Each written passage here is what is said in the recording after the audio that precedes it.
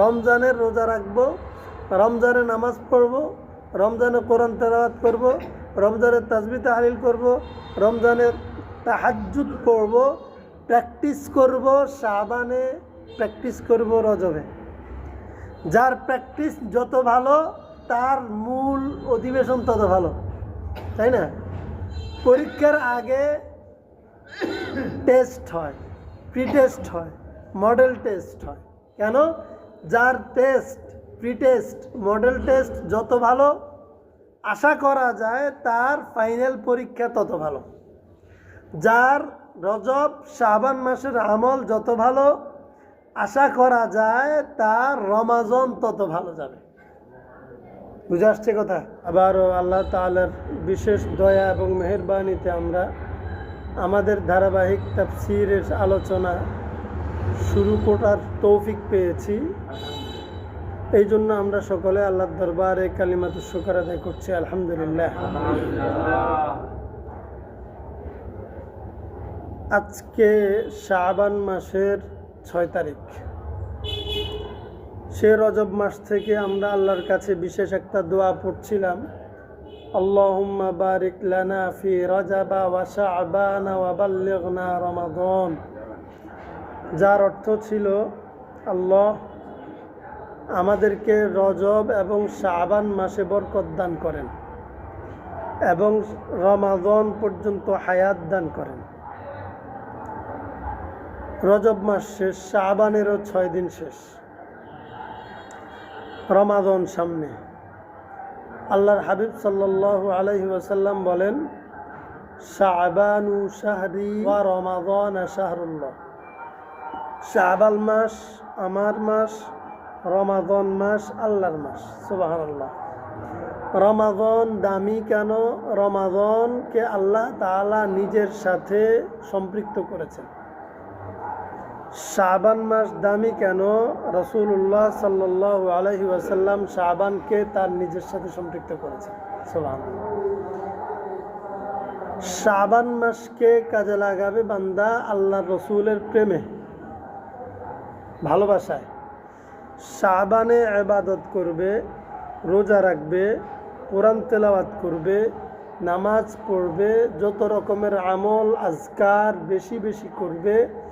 শাবান মাসের সব কিছু আল্লাহর রাসূল সাল্লাল্লাহু আলাইহি ওয়াসাল্লামের প্রেম এবং ভালোবাসার কারণে। সুবহানাল্লাহ। অর্থাৎ যার ভিতরে আল্লাহর রাসূলের প্রেম থাকবে না, শাবান মাসকে সে কাজে লাগাবে না। যার অন্তরে রাসূলের প্রতি ভালোবাসা থাকবে না, সে শাবান মাসে রোজা রাখবে না, কোরআন তেলাওয়াত করবে না, তাসবিহ তাহলিল বেশি বেশি পড়বে না। কারণ আল্লাহ রাসূলের প্রেম তার দিলে নাই। আর রমাদান মাসকে আল্লাহ দামি করেছেন তার নিজের সাথে সম্পৃক্ত করে। রমাদানে যখন কেউ রোজা রাখবে, তারাবি পড়বে, কোরআন তেলাওয়াত করবে, এগুলো শুধুমাত্র আল্লাহর প্রেমে নয়, শাস্তির ভয়েও। শাবানে যদি রোজা না রাখে গুনাহ হবে না, সওয়াব হবে, ভালোবাসার প্রকাশ হবে।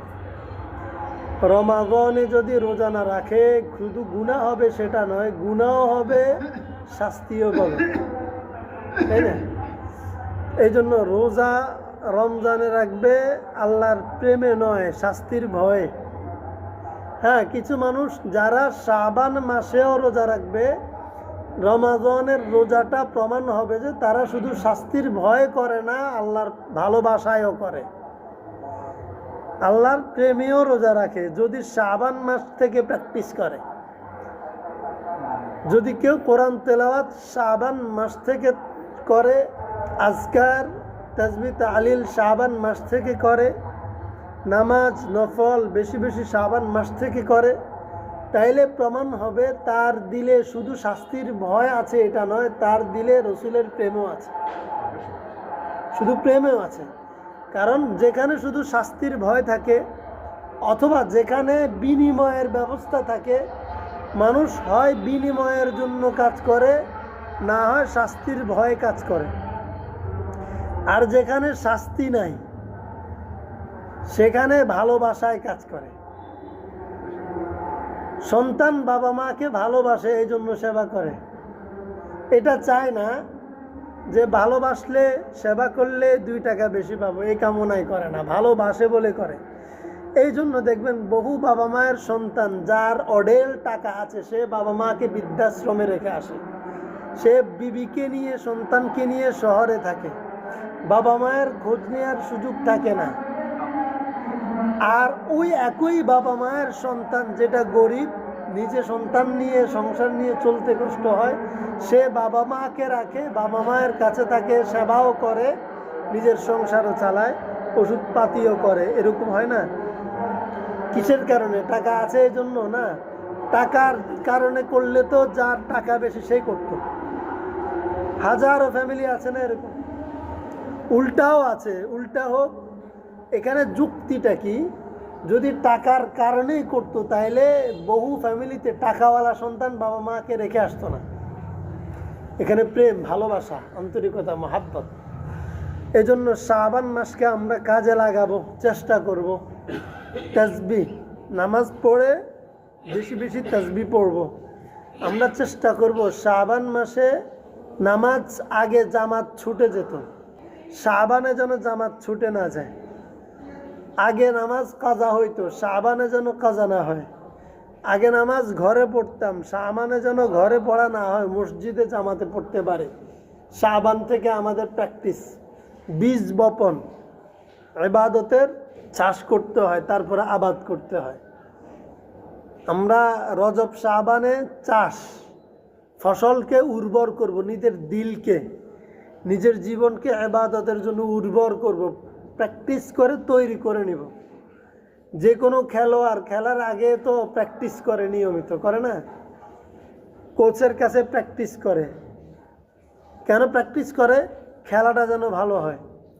যদি বলে যে আমি তো এমনিতেই পারি, যেদিন থেকে খেলা ওই দিন থেকে খেলবো, একসাথে মাঠে খেলবো, তাইলে হবে না। তো রমজানের রোজা রাখবো, রমজানে নামাজ পড়বো, রমজানে কোরআন তেলাওয়াত করব, রমজানের তাসবিহ তাহলিল করব, রমজানের তাহাজ্জুদ পড়ব, প্র্যাকটিস করব শাবানে, প্র্যাকটিস করব রজবে। যার প্র্যাকটিস যত ভালো, তার মূল অধিবেশন তত ভালো, তাই না? পরীক্ষার আগে টেস্ট হয়, প্রি টেস্ট হয়, মডেল টেস্ট হয়। কেন? যার test, pre test, model test যত ভালো, আশা করা যায় তার ফাইনাল পরীক্ষা তত ভালো। যার রজব শাবান মাসের আমল যত ভালো, আশা করা যায় তার রমাজন তত ভালো যাবে। বুঝে আসছে কথা? এই জন্য আল্লাহ রাসূল সাল্লাল্লাহু আলাইহি সাল্লাম বলছেন, হুয়া মুকাদ্দিমাতু রমাদান, শাবান হচ্ছে রমাদানের ভূমিকা, সূচনা। তাহলে যে শুরুটাই পাইলো না, সে শেষ পাইলো কেমনে? আল্লাহ রাসূল বলছেন এটা সূচনা, ভূমিকা। মানে রমাদানে ঢুকবো শাবান দিয়ে, শাবানকে ডিঙ্গিয়ে নো, শাবানের ভিতর দিয়ে রমাদানে ঢুকবো। শাবান যাবে রমজান চৌকাঠ, ঘরের চৌকাঠ বাদ দিয়ে ঘরে ঢুকে যাবে। চৌকাঠকে মারিয়ে যাইতে হবে, ঘরে ঢুকতে হবে। তো শাবান মাস হচ্ছে যে চৌকাঠ রমজানের, শাবান মাসের উপর দিয়ে রমজানে প্রবেশ করব। তো শাবান প্রবেশ যত ভালো হবে, সূচনা যত ভালো হবে, ভিতরের কাজগুলো তত ভালো হবে। এগুলো আমাদের দরকার আছে না? শুধু হুজুরদের দরকার, শুধু দাঁড়ি পাকি গেছে তাদের দরকার, শুধু বড় লোকের দরকার, শুধু গরিবের দরকার না? সবার দরকার, সবাই, প্রত্যেকটা মুমিনের দরকার। এই জন্য শাবান মাসকে খুব কাজে লাগাবো ইনশাল্লাহ। তাহাজ্জুদ পড়ার প্র্যাকটিস করব, চেষ্টা করব। শাবান মাসে যে তাহাজ্জুদ পড়ার চেষ্টা করবে, রমাদানে তার তাহাজ্জুদ ছুটবে না। মাঝে মধ্যে আমাদেরকে আসি বলে, হুজুর আজকে উঠতে পারে নাই, সেহরি খাই নাই, রোজা হবে? প্রশ্ন করি না, রোজা হবে? সেহরি খাই নাই, কেন খাও নাই? আমাদের ঘরের কেউ উঠতে পারে নাই, ওই শাবানে রজবে প্র্যাকটিস করে নাই উঠা, এই জন্য রমাদানে অনভ্যস্ত, সে বিভিন্ন সময় ধরা খেয়ে গেছে, উঠতে পারে নাই, খানা খাইতে পারে নাই, এখন উপবাস, বলে হুজুর রোজা হইব নেই। তাহলে শাবানে নিজেকে তৈরি করবো ইনশাআল্লাহ। শাবানে আরো একটা অফার আছে। আল্লাহর হাবিব সাল্লাল্লাহু আলাইহি ওয়াসাল্লাম যেন আমাদেরকে আল্লাহর কাছ থেকে অফার নিয়ে দিচ্ছেন শুধু, যেন রমাজান না ছুটে। অফার কি? ইন্নাল্লাহ তাআলা ইয়ানজিলু ফিহা লিগুরুবিশ শামসি ইলাস সামাইদ দুনিয়া। শাবান মাসে এমন একটা রাত আছে যেই রাতে আল্লাহ তাআলা প্রথম আসমানের দিকে নামবেন, নেমে জমিনের দিকে মানুষের প্রতি মনোযোগী হবেন, বিশেষ মনোযোগ দিবেন মানুষের প্রতি, আমাদের প্রতি বিশেষ মনোযোগ দিবেন, বিশেষ খেয়াল করবেন যে স্পেশালি আজকে আমি তোমাদের জন্য। সুবহানাল্লাহ বলেন না? প্রতিদিন আল্লাহ সবার জন্য, প্রতিদিন আল্লাহ সবার জন্য। শেষ সাথে আল্লাহ বিশেষ করে যে শেষ সাথে উঠে তাহাজ্জুদ পড়ে তার জন্য বলে যে আজকে আমি তোমার দিকে, যে তাহাজ্জুদ পড়বে বিশেষ স্পেশালি তাকে আমি আজকে সাহায্য করব, তার কথা শুনবো। শাবানের একটা রাত আল্লাহ তাআলা যেন বলেন, বান্দা তোমরা সারা বছরে তো তাহাজ্জুদ পড়তে পারো না, কোনো রকম ফজরের নামাজ ধরো, তাহলে আমি যে স্পেশাল নজর দিলাম আমার যে বান্দা দুর্বল, তাহাজ্জুদ পড়তে পারে নাই, শেষ সাথে উঠতে পারে নাই, সে যেন বঞ্চিত না হয় আমার এই রহমতের নজর থেকে, বিশেষ অফার থেকে। তা আমি বছরে একবার শাবান মাসের 15 তারিখ লাইলাতুন নিসফি মিন শাবান ফাকুমু লাইলাহা, ওই রাতে তোমরা নামাজ পড়ে সময় কাটাও, কাজে লাগাও রাতটাকে। আমি কি করব? ইয়ানজিলু ফিহা, এই রাতে লিগুরুবিশ শামসি ইলাস সামাইদ দুনিয়া, দুনিয়ার আসমানে নামবো এবং বন্দার দিকে বিশেষ মনোযোগ দিব এবং বলবো, ডাকতে থাকবো, ফায়াকুলু আলা মিন মুস্তাগফিরিন ফাগফির লাহ। আল্লাহ তখন বলবেন, কে আছো, কে আছো ক্ষমা চাও, কে আছো গুনাহ মাপ চাও, কে আছো মাসুম হয়ে মরতে চাও। আলা মিন মুস্তাগফিরিন ফাগফির লাহ, তোমাদের মধ্যে কে আছে ক্ষমা প্রার্থী, আমার কাছে তোমরা ক্ষমা চাও, মাপ চাও, ইস্তেগফার করো, আমি তাকে ক্ষমা করব। সুবহানাল্লাহ। তাহলে আপনি সারা বছর বেখেয়ালে গুনাহ করলেন অথবা ইচ্ছে করে গুনাহ করলেন, এটা মাপ করার দরকার নাই? যদি দরকার নাই কেউ মনে করে, তাইলে বাবা মারা গেলে, মা মারা গেলে ইমাম সাহেবরে দিয়ে এবং বড় ছেলে দাঁড়াইয়া এটা বলে কেন, আমার বাবা, আমার সন্তান, আমাদের এলাকার অমুক ব্যক্তি ইন্তেকাল করছে, যার সাথে লেনদেন আছে, যার সাথে উঠা বসা ছিল, কথাবার্তা ছিল, দয়া করে ক্ষমা করে দিয়েন, এটা বলে কি না? তাহলে ক্ষমা কি মরি চামু নাকি মরার আগে চামু? মরার পরে যে দাঁড়াই ক্ষমা চায়, কতটুকু উপকারী, কতটুকু কার্যকরী আল্লাহ মালুম। তারপরও চাইতে হয়, আমরা চাই, এরকম হয় ক্ষমা চাইলে হয়তো কোনো আল্লাহর বান্দা আল্লাহর কাছে বলবেন, আল্লাহ জান এতদিন ক্ষমা করে নাই, মৃত্যুর সংবাদ শুনে যান তাকে ক্ষমা করে দিলাম, হতে পারে। কিন্তু নিজের ক্ষমা নিজে চাওয়া আর নিজের খাওয়া মসজিদের ইমাম সাহেবরে দিয়ে চাওয়ানো একরকম? আমার ক্ষমা আমি চাওয়া আর আমার ছেলে আমার জন্য ক্ষমা চাওয়া একরকম? আমি যেন এই সিস্টেমটা আমার কাছে যেন অহংকারী অহংকারী মনে হয়। কেন?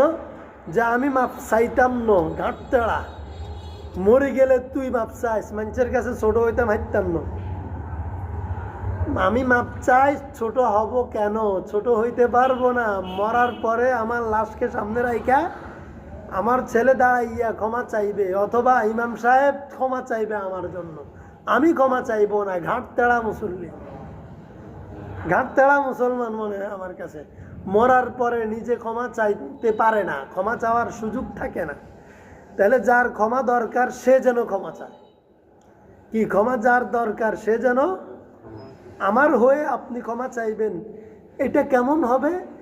এটা যদি হইতে হয় তাইলে এরকম যেন হয় যে আপনি ক্ষমা চাইতে জানেন না, আমরা কি করি, একজনকে হাতে করে নিয়ে যাই, অমুকের সাথে অন্যায় তো করছি, ক্ষমা চাইব কোন ভাষায়, কোন জবানে জানি না, লজ্জা লাগে তার কাছে চাইতে, একটু আপনি একটু আমার সাথে নিয়ে যান না, তার সাথে তার কাছ থেকে আমাকে ক্ষমা চাইয়ে দেন না, তাই না? সেজন্য আমারে ক্ষমা করে একটু তাকে বলেন না। আপনি সাথে থাকবেন, আরেকজন আপনার জন্য বলবে, তাইলে ঠিক আছে। কিন্তু আপনি মরে যাইয়া ওই আবু তালেবের মতো যে মানুষ আমারে বলবে যে এতিম ভাতিজার কথা শুনছি, তার উপর ঈমান আনছি, আমারে লজ্জা দিবে, দরকার নাই লজ্জা পাওয়ার, বেঈমান হইয়া মরি। তো আমাদের মুসলমানদের অবস্থা যেমন, যেন মৃত্যুর পরে ক্ষমা চাইব, মৃত্যুর আগে নয়। সাপড়ে যেরকম বলে সোজা তো হইবি, মরি সোজা হইবি, এর আগে না। আগে সাপড়ে কইতাম, এখন মুসলমানদের কইতে হয় ক্ষমা তো চাইবি, মোরে ক্ষমা চাইবি, 14 গোষ্ঠী নিয়ে ক্ষমা চাইবি, লাশকে সামনে রাইখা ক্ষমা চাইবি, এর আগে ক্ষমা চাইবি না। তো ক্ষমা কি মরার আগে চাওয়া না মরার পরে চাওয়া? এই জন্য যেন আল্লাহ তাআলা বলেন ক্ষমা চাইতে হয় তো শেষ সাথে উঠে ক্ষমা চাও। শেষ সাথে উঠতে পারো না, ক্ষমা চাইবা তো ঠিক আছে, সবে বরাত নিসফে শাবানের রাতে ক্ষমা চাও। আমি তোমাদেরকে ডাক দিয়ে বলবো, আল্লাহ মিন মুস্তাগফিরিন ফাগফিরলাহ, কেউ কে আছো ক্ষমা চাইতে, আমি তাকে ক্ষমা করবো। সুবহানাল্লাহ। ক্ষমা দরকার আছে, 1 নাম্বার। 2 নাম্বার, আল্লাহ বলেন আলা মুস্তারজিকিন ফারজুকহ, কেউ কি আছে রিজিক দরকার? এখন কিছু মানুষ আছে, তারে যদি বলি নামাজ পড়ছেন, বলে কি নামাজ পড়ো, আজকে সারাদিনে বাজারের হইসা উঠে নাই, সংসারের জন্য কামাই করতে করতে বদিল্লা দিতে দিতে শেষ, বদলা কামলা খাটতে খাটতে শেষ, সংসারের অভাব যাইতেছে না, কি নামাজ পড়ুম, নামাজ পড়ারও তো সুযোগ পাচ্ছি না, এরকমও তো বলে। হ্যাঁ, আমার সাথেও বলেছে ইবাদত বন্দিগি কেমনে করব এই অভাবের ভিতরে। যেই লোকটা এইটা বলতে চায়, অথবা যেই লোকটার ভিতরে অভাব আছে, সংসারে অভাব আছে, রিজিকের কষ্ট আছে, সন্তান অসুস্থ, বাবা মা অসুস্থ, তাদের সুস্থতার দরকার আছে, যে যুবকের বিবি দরকার আছে, যে যুবতীর স্বামী দরকার আছে, যে বেকারের চাকরি দরকার আছে, যে দম্পতির সন্তান দরকার আছে, যার ঋণ পরিশোধের দরকার আছে, আল্লাহ যেন তাকে এখন দ্বিতীয়বার ডাক দেয়, যাও প্রথম তো তোমারে ক্ষমা করলাম, এখন দ্বিতীয়বার আসো। তুমি তো দুনিয়াতেও খাইবা, আখিরাতেও খাইবা, আখিরাতে খাইবা, দুনিয়াতে উপবাস থাকবা না। আলা মুস্তারজিকিন ফারজুকহ, কার রিজিকের দরকার আছে বলো, আমি তাকে রিজিকের ব্যবস্থা করে দেব। সুবহানাল্লাহ। রিজিক মানে কামাই রুজি ভালো হওয়া, রিজিক মানে অভাব দূর হওয়া, রিজিক মানে তৃপ্তি সহকারে প্রয়োজন মতো খেতে পারা, রিজিক মানে প্রয়োজন মতো পোশাকের ব্যবস্থা হওয়া, রিজিক মানে যুবকের বিবির ব্যবস্থা হওয়া, যুবতীর স্বামীর ব্যবস্থা হওয়া, রিজিক মানে বেকারের চাকরির ব্যবস্থা হওয়া, রিজিক মানে অভাবগ্রস্তের অভাব দূর হওয়া, ঘর দরকার ঘরের ব্যবস্থা হওয়া, রিজিক মানে দম্পতির সন্তানের ব্যবস্থা হওয়া, রিজিক মানে ঋণগ্রস্তের ঋণ পরিশোধ হওয়া। এটা দুনিয়া না আখিরাত? দুনিয়া, দুনিয়া, দুনিয়াতে তো দরকার এগুলো। তো ইসলাম শুধু আখিরাত বলে না, দুনিয়াও বলে। সুবহানাল্লাহ। তো যে মানুষগুলো দুনিয়ার জন্য ইসলাম ছাড়ে, তারা কি ইসলাম বুঝছে? তারা ইসলাম এক আনিও বুঝে নাই। আল্লাহ বলে যে কার রিজিকের দরকার, কত বেশি দরকার বলো, আমি তোমাকে দেব, যে তুমি আমার কাছে চাইবা। আমি শুধু বলবো যে কার কি দরকার, চাইবা আমি দিব, চাইবা আর দিব, চাইবা আর দিব। সুবহানাল্লাহ। আমরা কি এই আবেগ অনুভূতি থেকে আল্লাহর কাছে এই পর্যন্ত কিছু চাইছি? নিজের মনকে নিজে প্রশ্ন করি না। আবেগের জায়গা থেকে, ভালোবাসার জায়গা থেকে, অনুভূতির জায়গা থেকে আল্লাহর কাছে পাওয়ার আকাঙ্ক্ষা নিয়ে আল্লাহর কাছে কিছু চাইছি? চিন্তা করেন, নিজের নিজে প্রশ্ন করেন। আবার আল্লাহর কাছে যে চাইছে তার চাওয়াটাও আল্লাহর পছন্দ হয় নাই, তার চাওয়াটাও আল্লাহর কাছে পছন্দ হয় নাই, এরকমও আছে। তারপরে আসেন 3 নম্বরে আল্লাহ বলেন আলা মুবতালা ফাউআফিয়া। আচ্ছা, তোমাদের মধ্যে কেউ মামলার মধ্যে ফাঁসি গেছো, কেউ বিপদের মধ্যে আছো, কেউ বিশেষ পেরেশানির মধ্যে আছো, কেউ অনেক অসুস্থ, কার কি অসুবিধা আছে আমারে বলো, আমি তোমার অসুবিধাটা দূর করে দেব। সুবহানাল্লাহ। মামলা খারাজ করার ব্যবস্থা, খালাসের ব্যবস্থা করে দেব। তুমি ঘরে আসতে পারো না, বাড়িতে আসতে পারো না, ব্যবস্থা করে দেব। আলা মুবতালা আলা কাদা আলা কাদা। আচ্ছা, আল্লাহ এর পরে বলে, এত আল্লাহ রসুল বলে আর কি কথাগুলা। আল্লাহ বলবেন আচ্ছা আমি তো 3 পয়েন্টে বললাম, 3 পয়েন্টের পরেও তোমার যদি মনে হয় আহেরে আমি বুঝি নাই কোনটা কোনটা চাইতে হবে আল্লাহর কাছে, কোনটা চাইতে হবে কোনটা চাইতে হবে না, এটা আমি বুঝি না এই 3 কথার পরেও, তো আল্লাহ যেন এরপরে 4র্থবার বলে আলা কাদা আর কার কি দরকার কম, আর কার কি দরকার কম। আপনার একটা দরকার, আরেকজনের আরেকটা দরকার, 14 জনের 14 রকমের দরকার, 14,000 মানুষের 14,000 রকমের দরকার। আল্লাহ বলে যে কার কত রকমের দরকার আছে আমারে বলবে আর আমি তাকে দিব। সুবহানাল্লাহ। কতক্ষণ পর্যন্ত? এখন হয়তো বান্দা বলে যে আল্লাহ আমরা যে চাকরি করি, যে ব্যবসা করি, মাগরিবের পর থেকে তো আপনি আমাদেরকে ডাকবেন এগুলো দেওয়ার জন্য, আমরা তো সুযোগ পাবো না, আমরা ছুটি পাবো না, বাজারে থাকবো, পথে থাকবো। আল্লাহ বলে যে সমস্যা নাই, হাত্তা ইয়াতলু আল ফাজর, হাত্তা ইয়াতলাউল ফাজর। কতক্ষণ পর্যন্ত? একবারে ফজর পর্যন্ত। সুবহানাল্লাহ। এখন সারা রাত্রেও কি একবার সুযোগ পাবেন না? এমন কোন মানুষটা, যে মানুষটা সারা রাতে ফজর মাগরিব থেকে ফজর পর্যন্ত পুরা সময়ে একবারও সুযোগ পাবে না আল্লাহর কাছে চাইতে, তো তার আর চাওয়ারও দরকার নাই, কিছু পাওয়ারও দরকার নাই, সে পোড়া কপাল। কি বলে? মাগরিব থেকে ফজর পর্যন্ত সারা রাত যাবে, একটিবারের জন্য আল্লাহর দরবার 2 হাত তুলে কিছু চাওয়ার সুযোগ পাবে না। ওটার মতো হতভাগার আর কিছু চাওয়ার দরকার নেই আল্লাহর কাছে। দরকার আছে এই পোড়া কপালের আর কিছু চাওয়ার দরকারও নাই, পাওয়ারও দরকার নাই। সারা রাত আল্লাহ ডাকতেছে, আসো আসো আসো, আমি দিব দিব দিব। এমন নয় যে আল্লাহর কাছে দিব, প্রথম রাত্রে সব আল্লাহর ভান্ডার শেষ হয়ে গেছে, যা নিয়ে আসছে ত্রাণের যে কয় টাকা আসছে সবাইরে দিয়ে শেষ। আমি আসতে আসতে রাত 12টা হয়ে গেছে, এখন রাত 12টা হয়ে গেছে, আল্লাহর কাছে সামু কি সব তো দিয়ে শেষ করিয়ে ফেলেছে। মাগরিবের পরে মসজিদে যে পরিমাণ মুসল্লি ছিল সবাই তো আল্লাহর কাছ থেকে তালতুল করে সব নিয়ে গেছে, আমার জন্য আর কিছু আসেনি, রয়েছে নি, আমি আর কি পামু, এখন আর চাইয়া লাভ কি? এটাও তো মনে আসতে পারে নাকি? এটা মনে আসা যাবে? এটা ভুল, আসা যাবে না। কেমন আল্লাহর খাজানা কেমন, একটা উদাহরণ দিয়ে আপনাদেরকে বোঝানোর জন্য। আগুন তো আমরা সবাই চিনি, একটা ম্যাচের কাঠি দিয়া যখন একটা মোমবাতি জ্বালাবেন, এই মোমবাতি থেকে বা একটা ম্যাচের কাঠি থেকে আপনি মোমবাতি জ্বালাইয়া, অথবা একটা ম্যাচের কাঠি থেকে আপনি কয়শো মোমবাতি জ্বালাইতে পারবেন, মানে কয়শো মোমবাতি জ্বালাইলে প্রথম মোমবাতি বা ম্যাচের কাঠির আগুনটা শেষ হয়ে যাবে? বলেন তো। শেষ হবে আগের মতো। বুঝছেন না? সহজ, একবারে সহজ।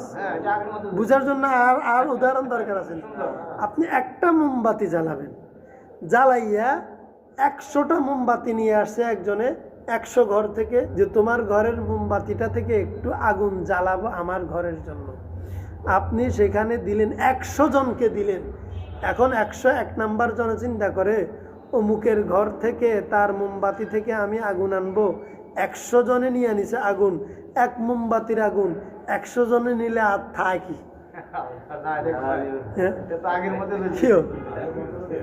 আগের মতো জ্বলে রয়েছে না? আপনি যদি 1 লক্ষ মানুষের জ্বালান, এই একটা মোমবাতি থেকে 1 লক্ষ মোমবাতিতে আগুন লাগান, তাইলে তো শেষ হবে? তাইলেও শেষ হবে, আগের তুলে একটু কমবে, এক চুল কমবে, এক চুলো কমবে না। আল্লাহু আকবার। আর যেখানে জ্বলাইছেন সেখানে কি একটু কম জ্বলবে? হ্যাঁ, আল্লাহু আকবার। বরঞ্চ যার ভান্ডার যতটুকু, আপনি যদি এই মোমবাতির আগুন মোমবাতিতে লাগান, মোমবাতির পরিমাণে জ্বলবে। মোমবাতির আগুন যদি আপনি খেরের কি বলে হারা, খেরের হারায় লাগান, মোমবাতির আগুন এই জন্য অল্প জ্বলবে। আল্লাহু আকবার। আল্লাহ, তাহলে যদি আগুন এরকম হয়, আপনি সারা পৃথিবীরে দিয়ে দিলেও না কমে, আল্লাহ তাআলার ভান্ডারটাও এরকম, সারা পৃথিবীরে দিলে আল্লাহর ভান্ডার এই আগুনের মতো। কমে না, শুধু কমে না, দিতে থাকে। সবাই দেয়া শেষ করার পরেও ভান্ডার আগের জায়গায় থেকে যাবে। সুবহানাল্লাহ। তাইলে যখন যা দরকার কারো যদি মনে হয় একটু আগে না এত কিছু চাইলাম, ছেলে যেন বিদেশ যাইতে পারে, যেন আমেরিকা পৌঁছতে পারে, 5 তলা বিল্ডিং যেন হয়, বউ চাইলাম, সন্তান চাইলাম, নাতিপুতি চাইলাম, ঘর চাইলাম, বাড়ি চাইলাম, যা চাইলাম সব কিছু পাইলাম, আর কেমনে চাই, শরম লাগে, আল্লাহ কোত্থেকে এত দিবে, এইটাও যদি মনে আসে, এইটাও আবার ভুল না? তাইলে আমরা আল্লাহর কাছে চাই না কেন? আল্লাহর কাছে আমরা চাই না কেন? চাইবো, চাওয়ার জন্য শাবান মাস থেকে চাওয়াটা প্র্যাকটিস করব, আল্লাহ দিবেন আমাদেরকে। এরপরে আরো কত লাগবে? রমজান মাস তো ভরপুর, সুবহানাল্লাহ, ভরপুর। তাহলে আমরা এই এখন থেকে রাসূলুল্লাহ সাল্লাল্লাহু আলাইহি সাল্লাম বলছেন, আহসু হিলাল শাবানা লিরমাদান, তোমরা রমাজানের জন্য শাবান মাসের দিনগুলো গণনা করো, গনি রাখো। সুবহানাল্লাহ। রাসূল কি বলছেন? রমজানকে পাওয়ার জন্য শাবানের দিন গণ। যেমন আজকে 6 তারিখ, কালকে 7 তারিখ, পরশু 8 তারিখ, প্রতিদিন গুনবেন, তারিখ গুনবেন। কেন গুনবো? যেন আমরা রমাদান হুট করে চলে আসে, আমার হুঁশ নাই, এরকম যেন না হয়। এবং রমাদানের চাঁদ দেখবো আমরা, ফেসবুকে নয়, আকাশে সচক্ষে দেখবো তো ইনশাআল্লাহ। এবং আমাদের এই ধারাবাহিক তাফসির ইনশাআল্লাহ সোমবারে চলবে। রমাদানের 1ম তারিখ থেকে প্রতিদিন জোহরের পরে আমাদের তাফসির চলবে ইনশাআল্লাহ। এই দাওয়াতটা সবাই পৌঁছে দিবেন। চৌমুহনী রেল স্টেশন মসজিদে রমাদানের 1ম তারিখ থেকে প্রতিদিন জোহরের পরে ধারাবাহিক তাফসির চলবে ইনশাআল্লাহ। এর আগে সারা বছর সোমবার বাদ এশা, সারা বছর সোমবার বাদ এশা, আর প্রথম রমাদান থেকে জোহরের পরে প্রতিদিন ইনশাআল্লাহ চলবে।